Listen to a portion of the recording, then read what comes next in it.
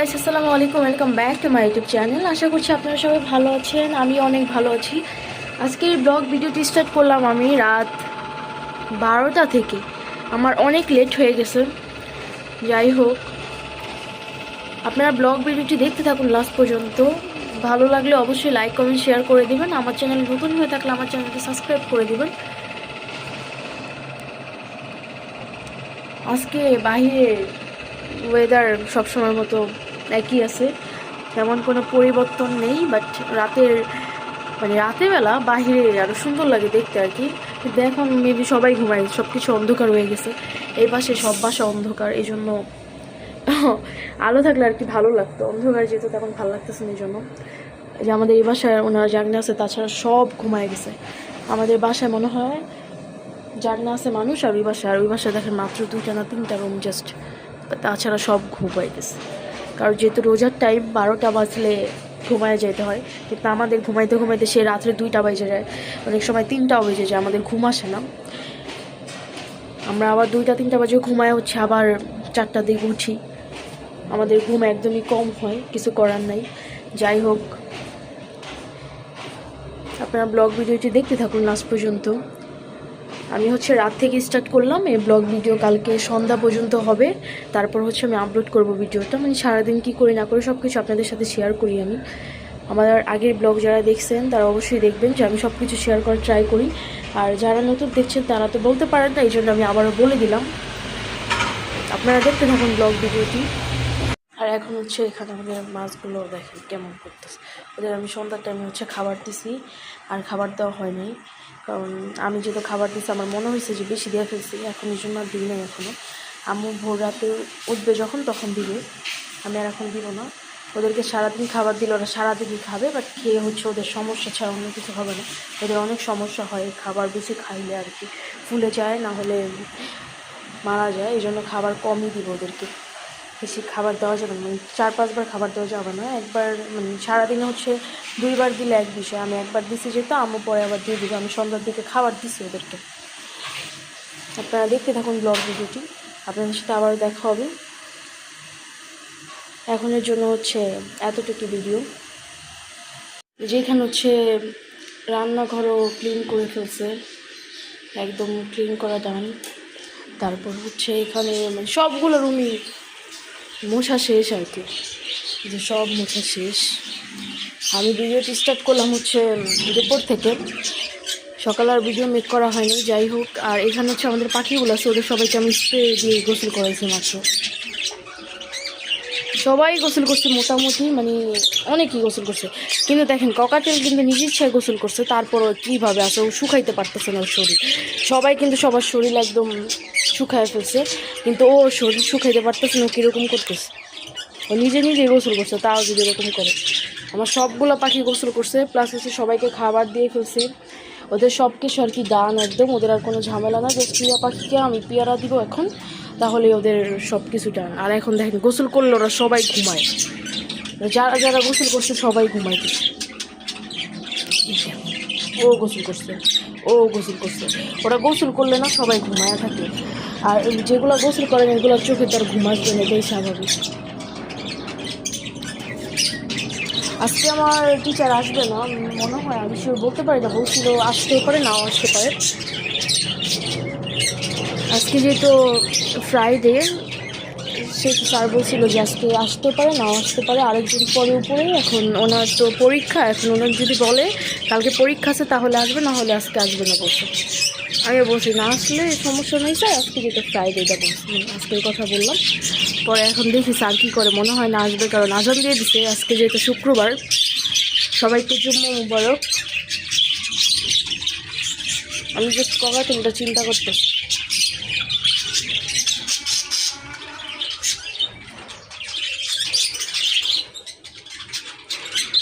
যাই হোক, ভিডিওটি দেখতে থাকুন লাস্ট পর্যন্ত। আজকেও আমাদের বাসায় ইফতারি বানাবে না, কারণ আপনাদের সাথে তো আমি শেয়ার করছিলাম যে ইফতারি আমাদের বাসায় এখন আর কেউই তেমন খাইতে চায় না। বানাইলেও সে থেকে যায়, পরে ফালাইয়া দিতে হয়, এই জন্য বলছে বানাবে না। মাশাল্লাহ দেখেন মরিচ হয়েছে এই গাছে, আল্লাহ আমি দেখি নাই, মাশাল্লাহ ওই যে আরও হয়েছে।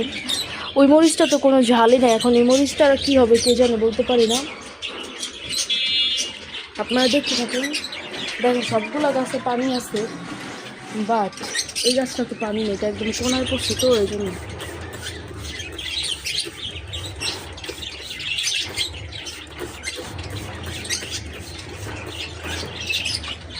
হচ্ছে আমি এখন পানি দিব।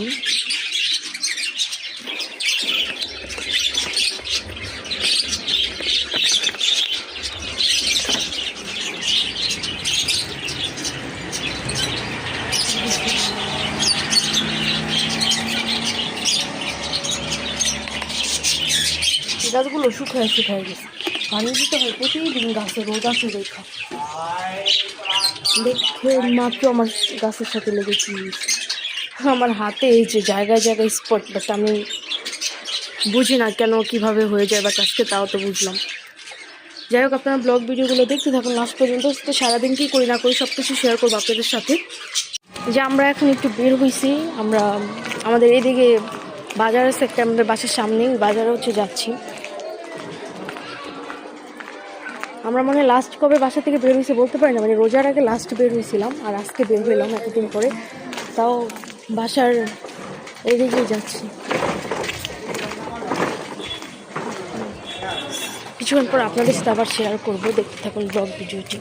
এই যে আমরা হচ্ছে বাইরে থেকে এই ইফতারিগুলো নিয়ে আসছিলাম, অল্পই আনছি কারণ আমরা বাইরে খাবার এত খাই না।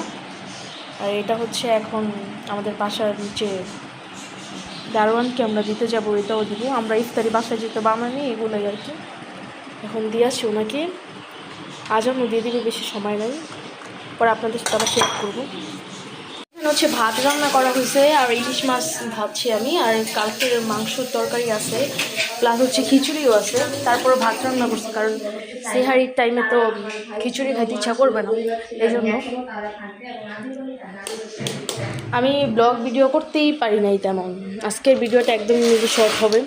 যাই হোক, আপনারা দেখতে থাকুন ব্লগ ভিডিওটি। আমি এখন আমাদের এই পাশের বারান্দায় আসলাম, সবসময় মতো আপনাদের সাথে যা শেয়ার করি ওয়েদার সেটাই শেয়ার করতেছি। কিন্তু আমাদের এই পাশে মানে কারেন্ট নেই, এই জন্য সব কিছু অন্ধকার লাগতেছে। কারেন্ট চলে গেছে ওই পাশে।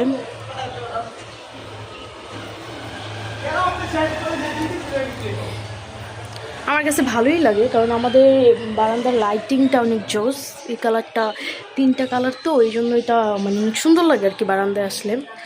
যাই হোক, আপনারা দেখতে থাকুন ব্লগ ভিডিওটি। আজকের ব্লগ ভিডিওটি তেমন বড় হয়নি, এই শর্টই। আর আজকে তো 16 রোজা শেষ, কেমনে কেমনে রোজা চলে যেতেছে। আমার মনে হলো ওই দিন আমি দেখলাম যে রোজা ফার্স্ট স্টার্ট হইতেছে, সেখানে আজকে 16 রোজা শেষ। আমি কি বলবার, রোজার মাসটা এরকমই তাড়াতাড়ি চলে যায়, মানে ভালো দিনগুলো আর কি তাড়াতাড়ি যাবে, এটাই স্বাভাবিক। আর আমাদের ধনিয়া পাতা গাছ এই যে এখানে লাগানো হয়েছে, যে এখানে অল্প অল্প লাগানো হয়েছে, মানে বেশি হয়নি আর কি, যা হয়েছে তাও আলহামদুলিল্লাহ। এটা তো জাস্ট এমনি লাগাইছে, তাও আমি বলছি দেখা, আমি আমরে বলছি যে ধনিয়া পাতা গাছ লাগাবো। মরিচ গাছের প্ল্যানটাও আমারই ছিল। আমি চিন্তা করি যে একটু সবজি 1-2টা গাছ হইলে তো ভালোই, কারণ আমাদের 3টা বারান্দা যেহেতু, সেহেতু 1-2টা গাছ বেশি থাকলেও কোনো সমস্যা নেই।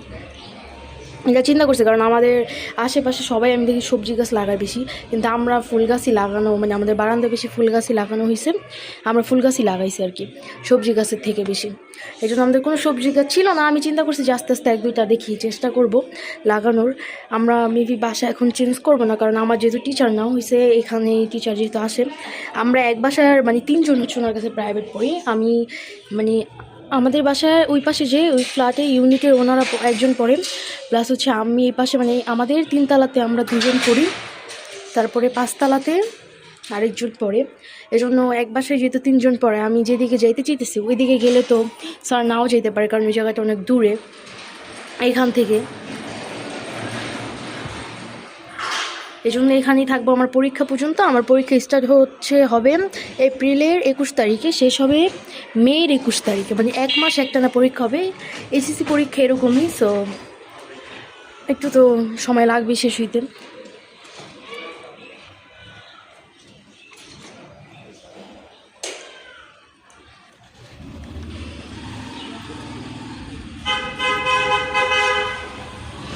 এদিক দিয়ে ভালোই আজকে গাড়ি চলতেছে।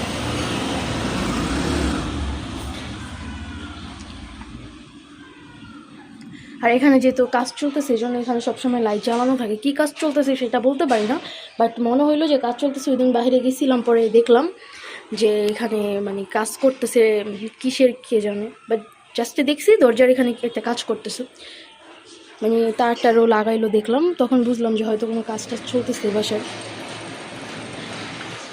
কমপ্লিট করতেছে। এটা মনে হয় বাড়ি করে ফেলবে।